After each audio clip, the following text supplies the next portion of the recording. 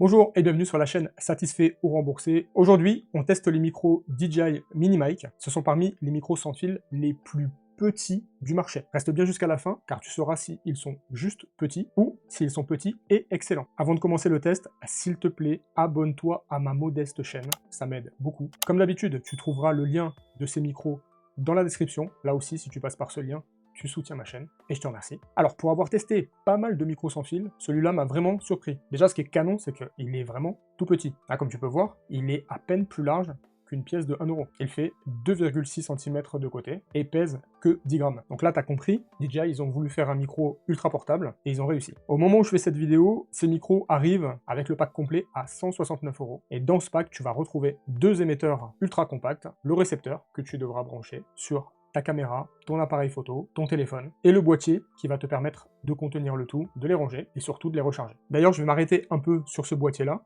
Ce boîtier, il est vraiment bien pensé. Contrairement à certaines marques, où pour connaître l'autonomie du boîtier, en fait, il faut aller dans l'application. Enfin, c'est chiant, quoi. Voilà, là, ils ont fait un truc, c'est tout con. Tu as 4 LED sur le boîtier, ce qui t'indique tout simplement le niveau de charge. Ça doit être d'ailleurs tellement con que les autres le font pas. Autre chose vraiment excellente avec ce boîtier, alors certes il est un peu plus haut que certains, mais ça permet, quand vous avez la bonnette sur le micro, vous pouvez le remettre directement avec sa bonnette et refermer le boîtier. Et ça, il y a vraiment plein de micros sans fil, et ils y ont même pas pensé. Donc alors, je sais pas, soit DJI, c'est des génies, soit les autres, bah je sais pas les autres ce qu'ils sont, mais en tout cas, ça fait vraiment plaisir. L'autonomie avec ces micros en utilisation, elle est vraiment énorme. Tu vas avoir un des micros sans fil avec la plus grande autonomie que tu vas pouvoir trouver. Bon, sinon, comme tu l'as vu tout à l'heure, le kit est livré aussi avec 4 bonnettes anti-vent. Tu vas avoir des noirs et des gris mouchetés. Ensuite, évidemment, tu peux fixer l'émetteur dans la griffe d'un appareil photoréflexe et le connecter directement avec le câble jack to jack qui est fourni. Pour recharger le boîtier, tu as un câble USB-C, USB, et le tout avec sa petite pochette de protection. Alors, on va revenir sur le récepteur. Alors, le récepteur, pour le brancher sur ton ordinateur, sur ton téléphone, est fourni avec un adaptateur, donc USB-C.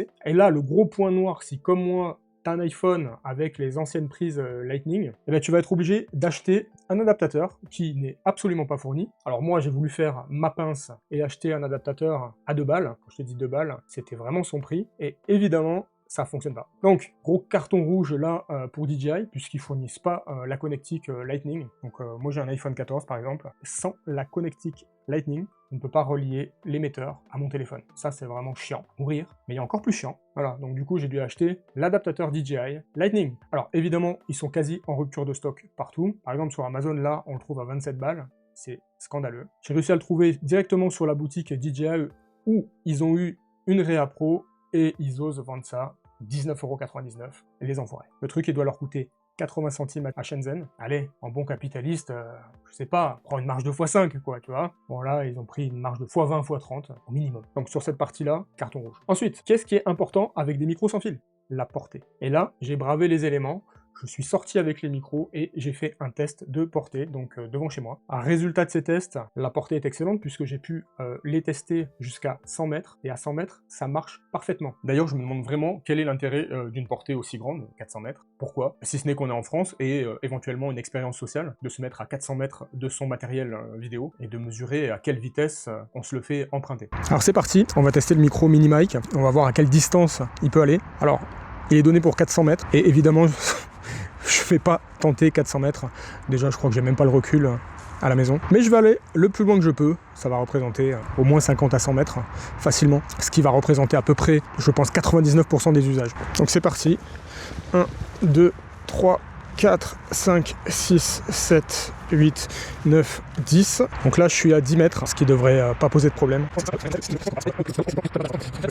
Voilà, là, je suis à 100 mètres. Bon, je sais pas si on me voit. En tout cas, le micro est censé fonctionner à 100 mètres. Alors maintenant, sur la partie fonctionnement, il est très simple, il n'y a rien à faire. Une fois que vous avez vos micros et votre récepteur dans le boîtier, dès que vous les sortez, de toute façon, ils sont directement appairés. Le récepteur, lui, il vous faudra le mettre soit sur votre téléphone, soit si vous avez un appareil photo réflexe, sur la griffe supérieure du réflexe. Et si vous avez d'autres matériels DJI, comme des caméras d'action, le DJI Osmo Mobile, etc., là, le raccordement, il se fait nativement, vous n'aurez rien besoin de faire. Alors, sur le boîtier récepteur, et c'est ça que j'aime bien avec ces micros, il n'y a pas beaucoup de réglages. D'ailleurs, il n'y en a quasi aucun.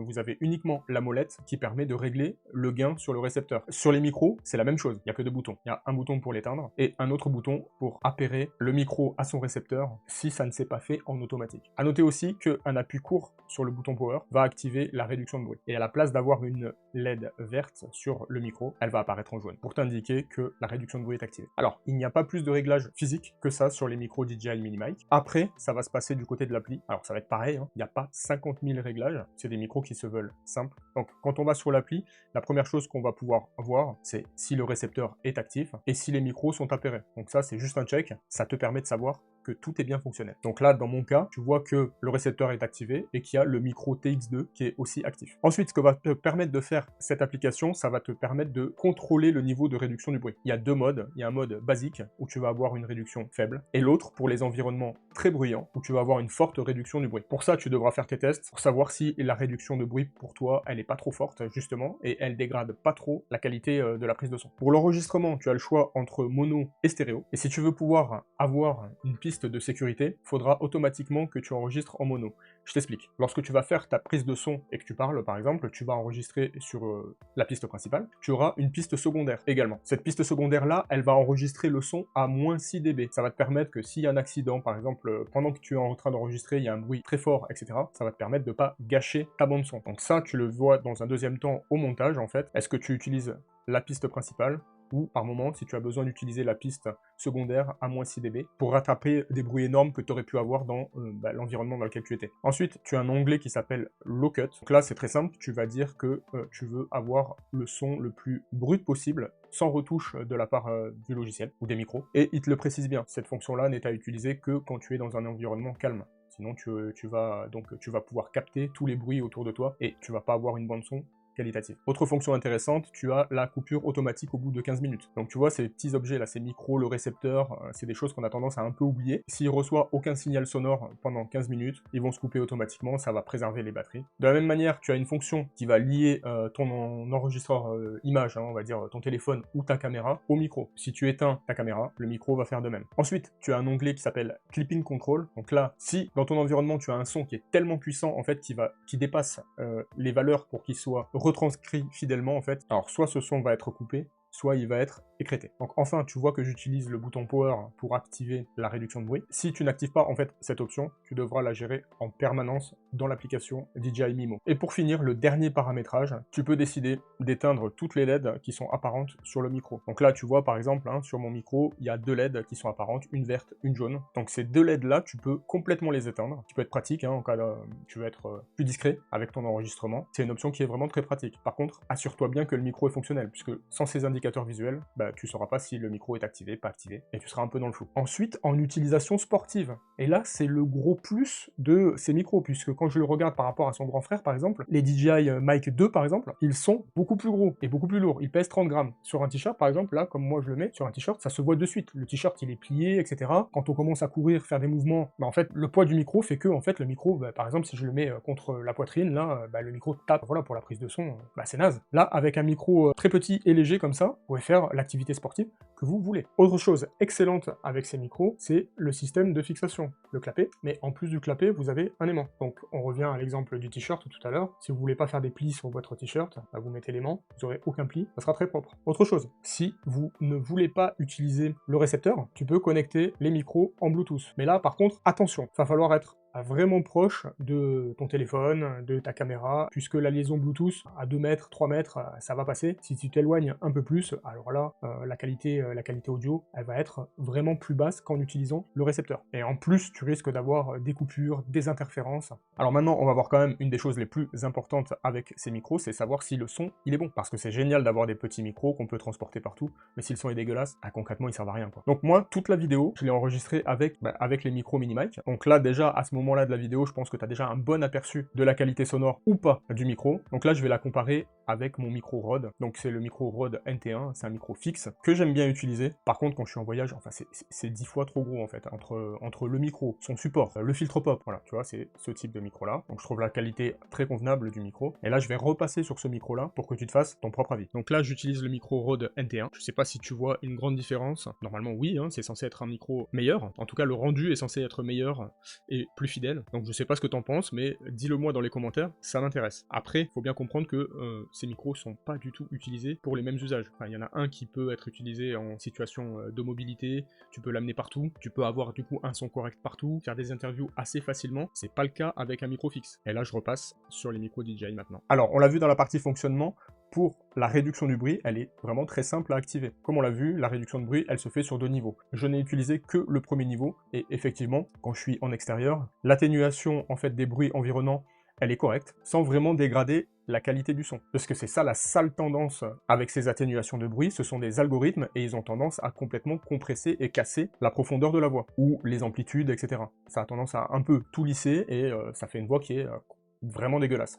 Donc, sur le premier niveau d'atténuation de bruit, ça, c'est OK. Et sur le deuxième, je suis moins d'accord, à part utiliser ça dans un environnement qui est hyper bruyant, on voit que la qualité de la voix, en tout cas, elle est dégradée. D'ailleurs, moi, ce que je préfère, c'est d'utiliser, en fait, toutes ces corrections sonores, ces améliorations de son, je préfère les utiliser en post-production, en fait, avec un logiciel de montage. Je trouve que le job, il est beaucoup mieux fait, et on a possibilité de régler ces paramètres beaucoup plus finement. Le seul intérêt que je vois à utiliser ces fonctions d'atténuation de bruit, c'est dans le cas d'un live, par exemple. Si vous faites un live, vous êtes dans un environnement qui est un peu bruyant, etc., là, oui, ces fonctions, il faut les utiliser. Si c'est pas pour du live, vraiment, faites-le post-production, en fait, avec votre logiciel de montage. Maintenant, ils proposent tous d'améliorer le son et la prise de son qui a eu lieu lors d'un tournage. Voilà, et pour te montrer un exemple, j'ai fait une prise de son avec les micros DJI dans ma voiture, et je te laisse regarder ce que ça donne. Ok, donc là, la réduction de bruit est active.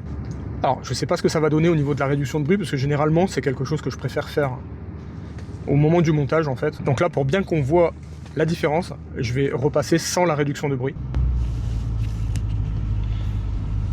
Donc là, il n'y a plus de réduction de bruit.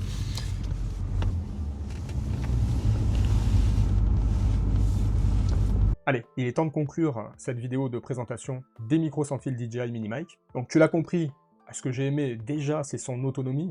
11h30 d'autonomie, c'est fou.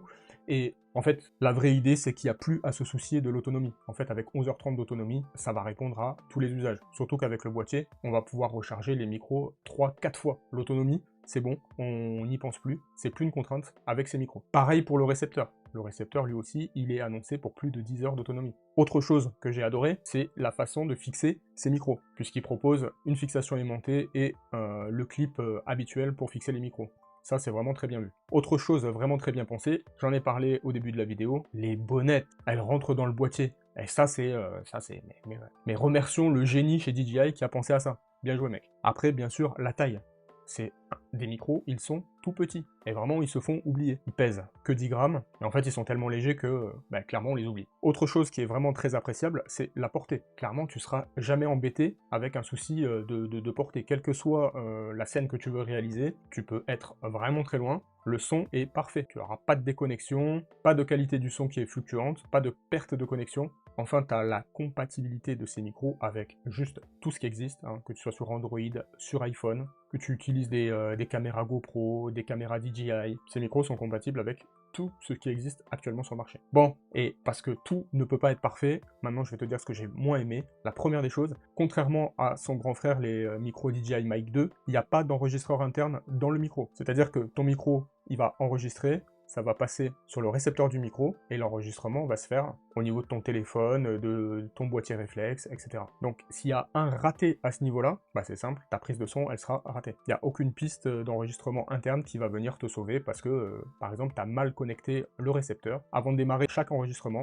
tu ouvres l'application Mimo, comme je t'ai montré, tu regardes que les micros, le récepteur, tout soit bien actif. Et enfin, ce que j'ai détesté, mais là vraiment détesté, parce que là c'est vraiment du foutage de gueule, c'est le prix de l'adaptateur Lightning. C'est assez rare quand j'ai l'impression de me faire complètement empapaouter. Bon là c'était le cas, grâce à DJI. Voilà, donc j'ai testé ces micros pendant un peu plus de 3 semaines. Je peux te dire que c'est vraiment un excellent rapport qualité-prix. Au moment où je tourne la vidéo, ils sont à 169 €. Et si tu te posais la question d'avoir des micros sans fil, je te garantis qu'à ce prix-là, tu seras pas déçu. Si la vidéo t'a plu, tu sais ce qu'il te reste à faire, tu likes, tu t'abonnes. Si tu as des questions sur les micros DJI, n'hésite pas à les poser en commentaire, je réponds à tout. Je te dis à très vite pour des nouveaux tests sur la chaîne Satisfait ou Remboursé.